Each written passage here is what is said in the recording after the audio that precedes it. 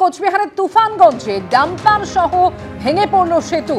আজ ভোরে তুফানগঞ্জ ২ নম্বর ব্লকে সেতু ভেঙে দুর্ঘটনা ঘটে। মরা রায়ডাক নদীর উপর শিল্পী টগর অধিকারী সেতু ভেঙে বিপত্তি। স্থানীয়দের দাবি সেতুটি ২৫ বছরের পুরনো, জরাজীর্ণ অবস্থায় ছিল। ভোরে একটি ডাম্পার যাওয়ার সময় দুর্ঘটনা ঘটে, তবে হতাহত হওয়ার কোনো খবর নেই। সাত সকালে বাগুইয়াটি রুরাল পুলে একটি দুর্ঘটনা। হাইটবারের ধাক্কা সেনা বাসের হাইটবার ভেঙে পড়ল উল্টো দিক থেকে আসা অ্যাপ ক্যাবের উপর। কোনো ক্রমে রক্ষা পেলেন অ্যাপ ক্যাব চালক। রঘুনাথপুর থেকে বাগুইয়াটি রুরাল পুলে কলকাতামুখী লেনে ওঠার সময় দুর্ঘটনাটি ঘটে।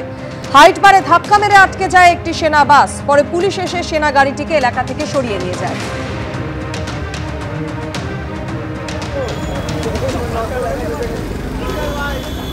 গত 10 নভেম্বর সন্ধ্যায় কানফাটা বিস্ফোরণে কেঁপে উঠেছিল দিল্লির লালকেল্লা চত্বর।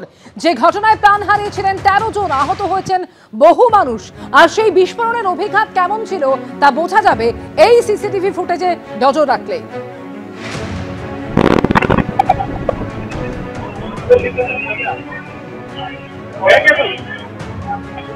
বিস্ফোরণের অভিঘাতে কিভাবে কেঁপে উঠেছিল লালকেল্লা মেট্রো স্টেশন তা একেবারে ছবিতেই স্পষ্ট। দেখা যাচ্ছে বিস্ফোরণের পর মেট্রো স্টেশনে আতঙ্কে ছোটাছুটি শুরু করে দেন।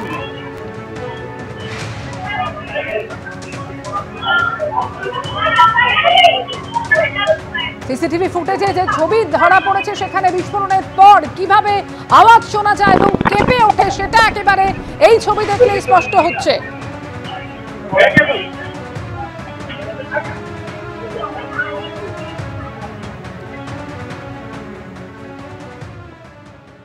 আর এবার যে খবরের দিকে নজর রাখবো, আলফালা যোগে এবার এনআইএর জালে বাংলার ডাক্তার। উত্তর দিনাজপুরের ডালখোলা থেকে এক ডাক্তারকে আটক করেছে এনআইএ। জানিসার আলম ওরফে জিগারে নামে সেই ডাক্তারকে আটক করেছে এনআইএ। বিস্তারিত জানবো, কথা বলবো আমাদের প্রতিনিধি আবির দত্তের সঙ্গে। আবির, কি জানতে পারছো?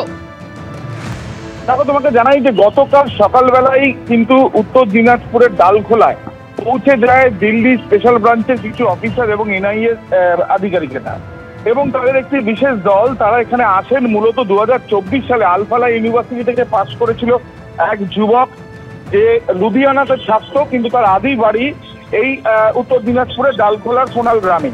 এবং যেটা জানা যাচ্ছে যে তার বাবার নাম তৌহিদ আলম এবং যেটা জানা যাচ্ছে যে এই জানিসার আলম ওরফে জানিসার আলম নামে ওই যে যুবক, যে ডাক্তারি পরীক্ষায় পাশ করেছে, এমবিবিএস পাশ করে 2024 সালে আলফালা ইউনিভার্সিটি থেকে, তাকে জিজ্ঞাসাবাদ করার জন্যই কিন্তু এখানে তারা আছে এবং তারপরে তাকে জিজ্ঞাসাবাদের জন্য নিয়ে যাওয়া হয়েছে এমনটাই জানা যাচ্ছে।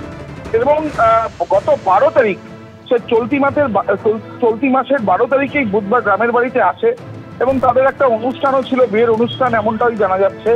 কিন্তু তাকে এনআইএর অফিসাররা বা যারা পুলিশের আধিকারিকরা যারা এসেছিলেন, তারা তাকে এক প্রকার প্রাথমিকভাবে জিজ্ঞাসাবাদ করে এবং এই যে বিস্ফোরণের ঘটনায় যে চিকিৎসকদের নাম উঠে এসেছে এবং আরো বেশ কিছু চিকিৎসককে আলফালা ইউনিভার্সিটি যাদেরকে জিজ্ঞাসাবাদের প্রক্রিয়া চালানো হচ্ছে, মূলত কারণ হচ্ছে যে যেটা অনুমান করছেন তদন্তকারীরা, যে এই যে পুরো পরিকল্পনাগুলো করা হয়েছিল সিরিয়াল ব্লাস্টের বা শহরের 4টি শহরের মধ্যে দেশে যেখানে তারা ব্লাস্ট করার পরিকল্পনা তাদের ছিল, সেই ক্ষেত্রে যারা যারা এর বিষয় নিয়ে তথ্য জানতো বা জানার সম্ভাবনা রয়েছে, সেই বিষয় নিয়ে আরো জানার জন্যই কিন্তু এই জিজ্ঞাসাবাদের প্রক্রিয়া।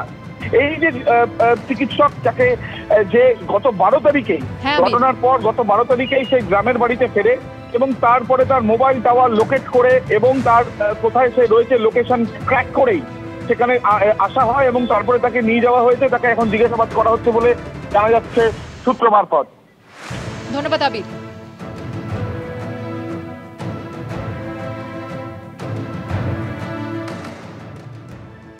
আর ইতিমধ্যে আপনাদের জানিয়ে রাখবো যে দিল্লি বিস্ফোরণ কাণ্ডে যুক্ত থাকার অভিযোগ ইতিমধ্যে 4 চিকিৎসকের রেজিস্ট্রেশন বাতিল করা হলো।